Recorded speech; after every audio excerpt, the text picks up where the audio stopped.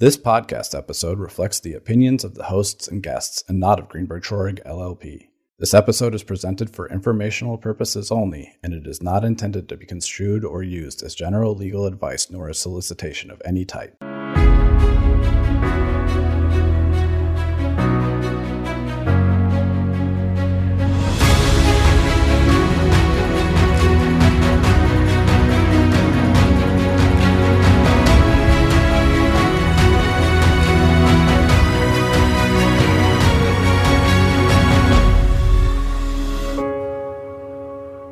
Welcome, everyone, to the next episode of the Workplace Safety Review podcast. Today's special guest is my friend, Nadine Mancini, General Counsel for the Occupational Safety and Health Review Commission. Nadine has been General Counsel of OSHRC since 2008. She's a lifelong public servant and began her career with the Review Commission in 1992. Wow, that's a long time. Working for the administrative law judges in the former Boston regional office, which no longer exists.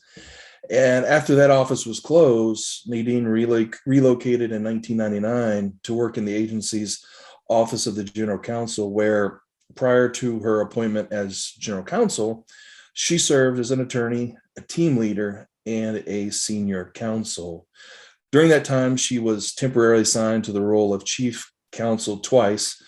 First for Review Commission Chairman Scott Railton, who I used to work for, and then for Commissioner James Stevens. Wow, it seems like such a long time ago, Nadine.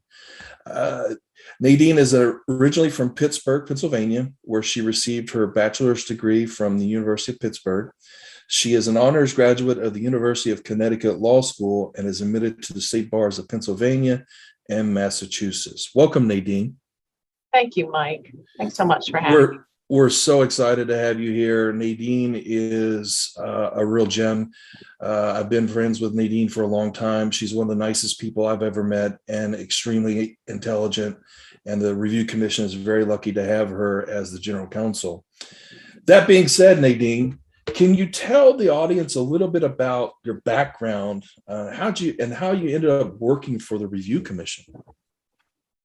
I came to the Review Commission right out of law school, and I had some uncertainty about what I really wanted to do. I came out of law school at a time when jobs were not really plentiful, so I had applied to a lot of different opportunities, and one of them happened to be the opportunity in the Boston regional office of the Review Commission, working with the ALJs there. And I was fortunate enough to get the interview, which I thought went well. And the very next day, I had a phone call from the chairman at the time, who was Ed Folk. And he called and talked to me for about an hour, interviewed me, and said, "Hey, come on board." And I said, "Sure, sounds great." And it's been one agency for me for all these years. And I feel fortunate to have worked pretty much at every level of the decision process at the agency. So I worked with the ALJs, and then when I came to DC, I was in the OGC office working as an attorney, a staff attorney position, and then kind of worked my way up into leadership and had those two stints working with a chairman and then a commissioner. So I got to see that side of the process as well. The agency's been very good to me. And can you help us understand, because maybe some folks in the audience don't know, what is the Review Commission, who's on it, and what does the General Counsel do, right? It's a strange title. Yeah, absolutely. So the Review Commission was created by the Occupational Safety and Health Act, and it was deliberately created to be an independent agency, independent from the Department of Labor and of the Occupational Safety and Health Administration. And so the Review Commission consists basically of two levels of adjudication. We have our ALJs who handle the trial level, and then we have a 3-member presidentially appointed Senate-confirmed Review Commission. And they review cases at their discretion that come up from the ALJs. And that's our main mission. It's our sole mission. The General Counsel's office assists the agency in two ways. On the mission work, which is the casework, we assist the Review Commission members, the 3 presidentially appointed members. We provide them advice on pending cases and other issues related to the cases. And then we provide advice to the agency as a whole on the operations side of things. So we're involved with budget and procurement and all sorts of other issues that every agency in the federal government has to comply with, work with, and implement. And as general counsel, are there attorneys under you at lower levels? And if so, how many? Just to give our audience a sense of who's working on these cases. Sure. There's 12 of us, including me. I have a supervisory attorney who's my deputy, and then a paralegal who helps all of us. And the rest of us are staff attorneys. It's a good team. It's a small team, but it's a good team. And the case work that we do is spread out among the attorneys. It's a truly collaborative group. I'm really proud of the work that we do. Nadine, this is Mike. I remember during my tenure at the Review Commission, the advice you're talking about given to the commissioners, we would draft, or you guys would draft, what I think they were called DMs, decisional memorandums, recommending a particular disposition in a case. Is that what it's still called? Is the process still somewhat the same, where you give the DMs to the commissioner and chair lady, and then you have a huddle at some point, and then votes are taken? Is that still the same process, or has it changed? That's pretty much the same process. We assist throughout the entire kind of case process. So it starts when a petition is filed, and we provide advice there, and developing the briefing notice for the case if there is one, and then all aspects of preparing to resolve the case. So that includes participating in the agenda meetings with the commission members, meeting with their counsels, going through a memo, working up a case for consideration that they can look at in conjunction with the record. And then we assist with decision writing as well. So we're involved pretty much in every step of the decisional process on the commission side. We are walled off from the judges. So Nadine, when you say you're walled off from the judges, you don't meet with the judges or the commissioners about a case. So when you have a decisional memo or some written work product, who are you providing that to? Yeah, that's to the 3 members who are the appeal level of the adjudication process. So when I speak about the judges, I mean the administrative law judges who hear the cases at the trial level, Sure. Develop the record, and issue a decision that then can come up for review to the 3-member review commission. The names are difficult to follow, but they're commissioners. We have judges and commissioners. Right. Now, Nadine, a wise OSHA practitioner who I think is on this podcast named Mike Taylor told me that you are the Rich Fairfax of the Review Commission. You've been there a long time, and you're not pro-employer, pro-employee, you're pro-safety, and you're pro-facts and law. But I'm sure in the 15 years you've been in this role, it's changed a bit. Can you talk to us about how it's changed, if at all, and just the relationships amongst your colleagues and the judges, and just how you've seen the evolution, move forward? I'm very flattering, Mike, to compare me to Rich Fairfax. I feel fortunate, as I said earlier, to have worked at the same agency in different roles. I haven't seen it change a whole lot over the years, other than, we're all public servants committed to doing the work that we're charged with doing, and that's, due process. It's definitely calling the cases as we see it based on the precedent that we have. There's a long, rich history of commission precedent out there. We also look at the circuit court precedents that are involved in each case, depending on where the case arises. So, the relationships depend on the leadership. I've been fortunate to have great leadership at this agency throughout the time that I've been here, particularly as general counsel, where I'm working directly with the agency leadership, senior management. So it hasn't changed a whole lot, other than maybe like the technology we deal with. And, I was thinking back to my early days in Boston, writing decisions out on notepads. Well, that's all gone by the wayside. So Nadine, when you guys get a case, well, first of all, what I want to ask you is, today compared to the last 15 years ago. What are the numbers of cases that are directed for review? Has that pretty much been stable throughout the last, say, 15 years? Or is it peaks and valleys? And what's the caseload like now? I would say it's pretty steady. I don't have the numbers in front of me. It's definitely something that obviously ebbs and flows depending on how much OSHA is enforcing and how many citations are issued, and then how many citations are contested and percolate up through the judges. So, the judges handle a pretty steady stream of cases, and then a small portion of those make their way up to the review commission. I know that folks often ask me about my tenure there, and about, if you do go to trial and you lose, should you appeal, and what's the appeal process like, or the petition for review process like? And I tell them, if you're going to make some factual arguments, you're going to have a hard time getting a case directed for review. But if you're making more legal arguments, you would have a better shot of a commissioner saying, "Hey, that's an interesting legal question. Let's take that one up because we haven't decided that issue before," or this is a something like we dealt with 3 years ago, or whatever. Is that pretty much still the same? I would say it just depends on the commissioner. They all look at different things in deciding whether or not to pull a case in. It just takes one commissioner to decide to direct a case for review. So it's not something that we need a quorum for, which we do need to resolve the case in the end and issue a decision. I think the factors vary from commissioner to commissioner.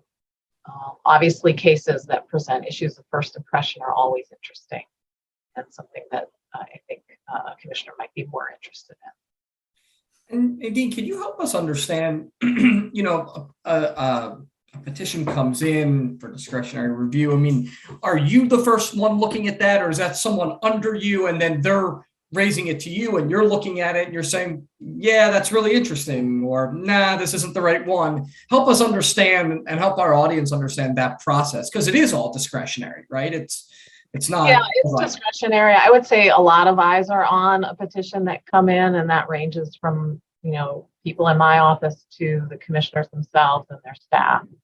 And so when those come our way, we definitely look closely at them and decide, the commissioners decide whether or not it's something they're interested in bringing in for review.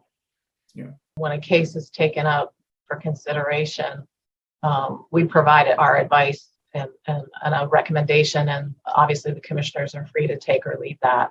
Our goal is always to help them reach the decision they want to reach, and hopefully it's a consensus decision. I think it's helpful for the agency to speak with one voice whenever that's possible. And Nadine, question for you, just, I know you mentioned that, you'll look, of course, at commission precedent and obviously the precedent of the circuit where the case arises. It's funny, I always have clients say, well, there's all these state OSHA things. What are they, right? And they've got their own commissions for the most part.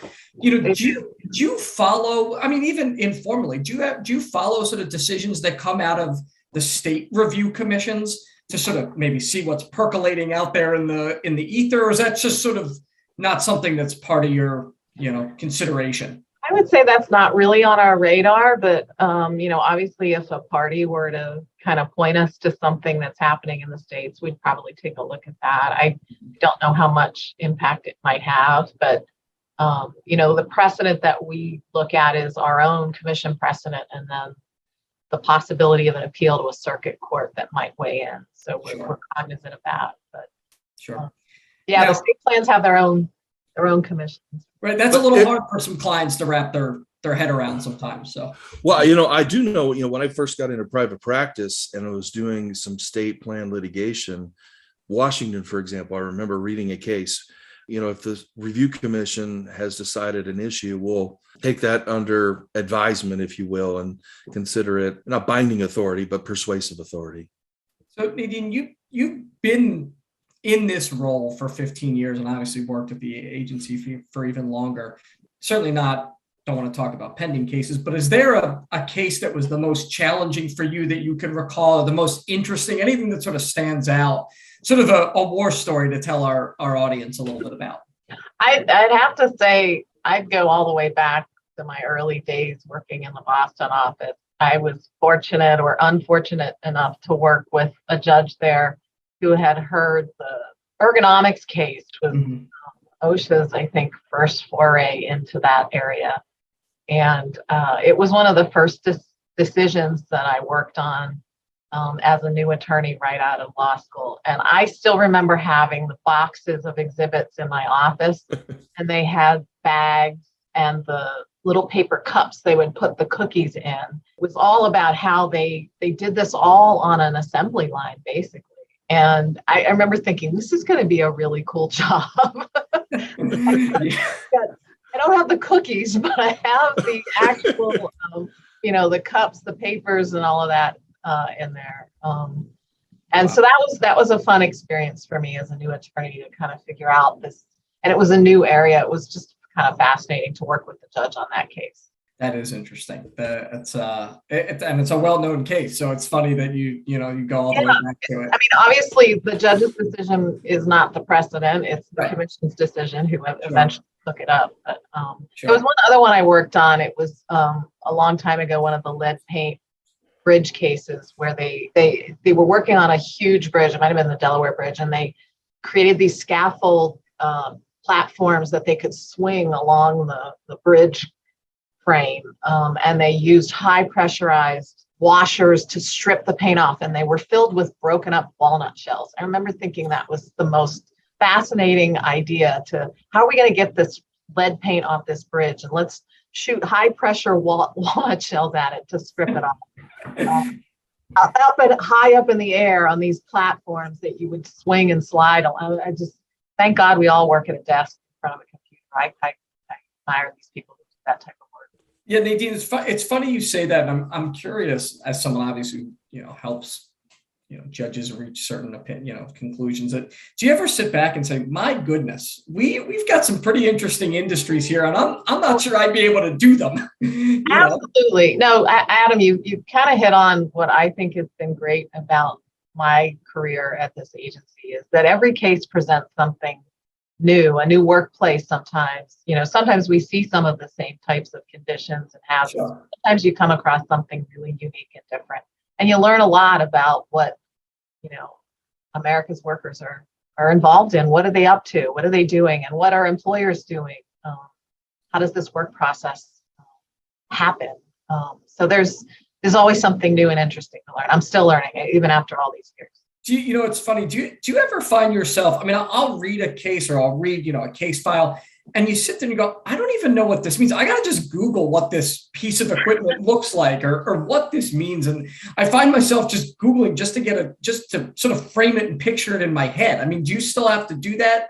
Or do you feel like you've got a good enough sense now? We stick with the record. If there's something in the record to explain it, great. I'm going to really date myself here, Adam, but I came up without the internet and Google. So If it's not on the record, short of going to the library to try to find it on a shelf, I wasn't going to find it. So, the record really needs to tell you what you need to know about a machine or a work process. Right. Yeah, I've often told clients that, if you're going to try a case, you got to do just that, right? I remember I had a case when I was there. I think it's called Suttles Trucking.